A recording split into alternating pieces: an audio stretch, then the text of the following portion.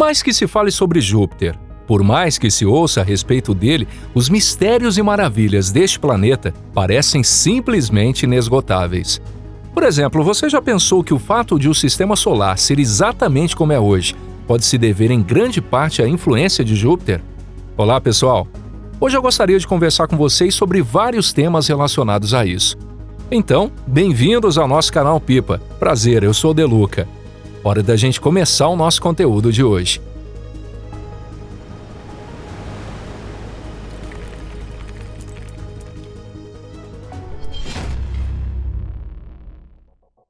O Rei do Céu. Em diferentes povos e civilizações da Terra, inúmeras histórias e mitos foram criados sobre diversos corpos celestes. No entanto, o curioso é que, mesmo tendo surgido de forma independente, na maioria dessas mitologias, a existência de Júpiter acabou sendo associada ao Deus Supremo de panteões politeístas. Por exemplo, na antiga Babilônia, esse planeta era conhecido pelo nome de Marduk, o Rei dos Deuses. Já o nome usado em muitas línguas europeias vem da Roma Antiga, onde Júpiter também era considerado o Deus Supremo. Além disso, o próprio nome Júpiter remonta a Deus Piauter, pronunciado como Deus Pater.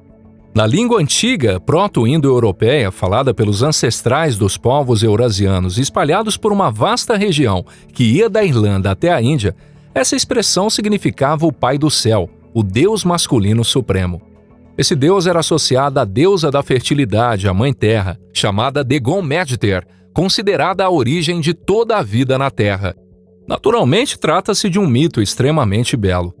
Mas e se eu te dissesse que, em certo sentido, até mesmo cientistas modernos concordam com essa antiga narrativa? É claro que quem desempenhou o papel decisivo no surgimento da vida na Terra foi, antes de tudo, o Sol. Ainda assim, existe uma grande possibilidade de que, sem Júpiter, a própria vida jamais tivesse surgido. Como muitos de vocês já sabem, Júpiter é o maior planeta do Sistema Solar. Além disso, é também o planeta mais massivo. Para se ter uma ideia, a massa de Júpiter é maior do que a soma das massas de todos os outros planetas juntos. E isso sem sequer precisar levar em conta as inúmeras luas, asteroides e cometas. Antigamente, os cientistas acreditavam que primeiro o Sol havia se formado e só depois os outros planetas surgiram. Hoje, porém, acredita-se que a história não foi tão simples assim. Atualmente, se considera que todos os corpos do Sistema Solar, incluindo o próprio Sol, se formaram praticamente ao mesmo tempo. Há até quem sugira que Júpiter começou a se formar antes mesmo de o Sol se acender por completo. À primeira vista, essa hipótese pode parecer bastante improvável. No entanto, na prática, ela é justamente a explicação que melhor resolve várias das estranhezas do Sistema Solar. Por exemplo, há uma quantidade surpreendentemente pequena de matéria entre o Sol e Mercúrio. Há bem menos poeira cósmica nessa região do que se poderia esperar. E isso é algo bastante incomum. A própria disposição dos planetas no Sistema Solar também levanta várias questões. Para começar, todos esses planetas, inclusive Mercúrio, estão relativamente distantes do Sol. Entre outros sistemas estelares, existem casos em que 3 ou 4 planetas cabem dentro de uma órbita com raio semelhante ao da órbita de Mercúrio. Além disso, no Sistema Solar não existe nem os chamados Júpiteres quentes, que orbitam muito perto da estrela central, nem as chamadas superterras, planetas com massa maior que a da Terra, mas menores que gigantes de gelo como Urano ou Netuno. No entanto, esses dois tipos de planetas parecem ser bastante comuns em outros sistemas estelares. Em outras palavras, o Sistema Solar é um caso bastante peculiar em muitos aspectos. E talvez seja justamente essa peculiaridade que tenha feito dele, até onde sabemos, o único sistema onde a vida não apenas surgiu, mas conseguiu existir por mais de 4 bilhões de anos. Mas afinal, o que tudo isso tem a ver com Júpiter? A disputa pela matéria. Antigamente, os cientistas acreditavam que Júpiter poderia ter se tornado uma estrela companheira do Sol, mesmo que fosse apenas uma pequena e fraca anã vermelha. Alguns chegaram a ir ainda mais longe e supuseram que no período pré-cambriano, Júpiter chegou a brilhar, esfriando apenas mais tarde. Porém, estudos posteriores acabaram refutando essa hipótese. Por mais gigantesco que Júpiter seja, sua massa ainda é insuficiente para que ele se torne uma anã vermelha. Mesmo a mais fraca das anãs vermelhas possui pelo menos 70 vezes mais massa do que esse planeta gigante. Ele também não poderia se tornar um anã marrom, que ocupa uma posição intermediária entre planetas e estrelas. Ainda não se sabe com precisão qual é a massa mínima necessária para formar uma anã marrom, mas acredita-se que seja no mínimo 13 vezes maior que a de Júpiter. No entanto, o fato de Júpiter nunca ter conseguido se tornar uma estrela não significa que ele não tenha caminhado nessa direção. De acordo com novas ideias sobre a formação dos corpos do Sistema Solar, Júpiter e o Sol começaram a se formar quase ao mesmo tempo, ou talvez Júpiter até um pouco antes. Ambos estavam absorvendo matéria do disco protoplanetário com intensidade semelhante. A sorte do Sol foi que na região onde ele se formou havia uma quantidade muito maior de matéria disponível. Como resultado, o Sol aumentou rapidamente sua massa e acabou deixando Júpiter muito para trás. Mesmo assim, essa disputa não terminou sem deixar vestígios. No Sistema Solar primitivo, o equilíbrio da matéria foi profundamente perturbado, criando uma configuração diferente da maioria dos outros sistemas estelares, nos quais existe apenas um centro principal de formação. Entre Sol e Júpiter existe muito pouca matéria, bem menos do que se imaginava. E isso aconteceu porque naquela região não era apenas um corpo celeste que atraía matéria, mas dois ao mesmo tempo. Essa situação também explica por que não se formou ali um único e enorme superplaneta do tipo Superterra.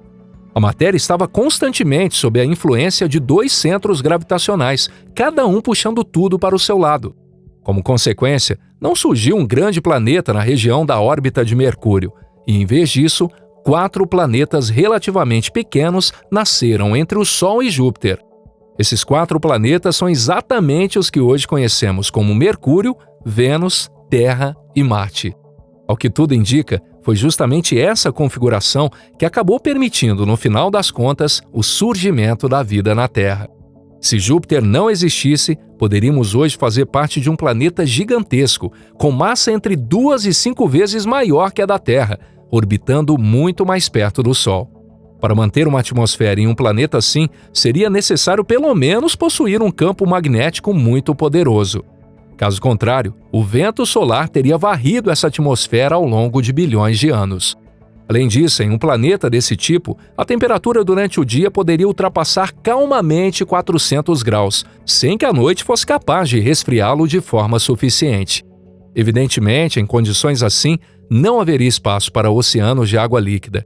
A disputa pela matéria entre Sol e Júpiter também tornou o sistema solar interno gravitacionalmente instável, provocando outros efeitos. Como um único planeta gigante não se formou ali, nos estágios iniciais do sistema solar existiam muito mais planetas do que os 4 que sobreviveram até hoje. Corpos celestes de todos os tamanhos cruzavam o espaço em órbitas instáveis, colidindo uns com os outros com frequência. A colisão entre a Terra e o hipotético planeta chamado Theia foi uma dessas colisões. Dessa colisão, o material lançado da superfície da Terra acabou se reunindo e deu origem à Lua. E então a Lua, por sua vez, passou a desempenhar um papel extremamente importante no desenvolvimento da vida na Terra. Se a Lua não estivesse aquecendo o interior da Terra por meio de suas forças de maré, o movimento das placas da litosfera provavelmente já teria parado há muito tempo. Sem o movimento das placas, os processos geofísicos fundamentais simplesmente não ocorreriam. E talvez até o próprio campo magnético já tivesse desaparecido. Nesse cenário, a evolução da biosfera poderia ter se tornado praticamente impossível. Depois disso, não se sabe ao certo o que aconteceu com Theia. É possível que tenha se fragmentado em inúmeros pedaços ou que tenha sido arremessada para fora do sistema solar, tornando-se um dos chamados planetas errantes que vagam pela galáxia.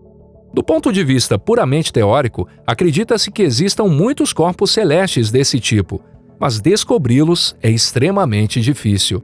Isso porque eles não emitem nenhuma forma de radiação, nem mesmo luz. Também existe a possibilidade de que Theia tenha sido completamente engolida por Júpiter. De fato, há até teorias que sugerem exatamente isso.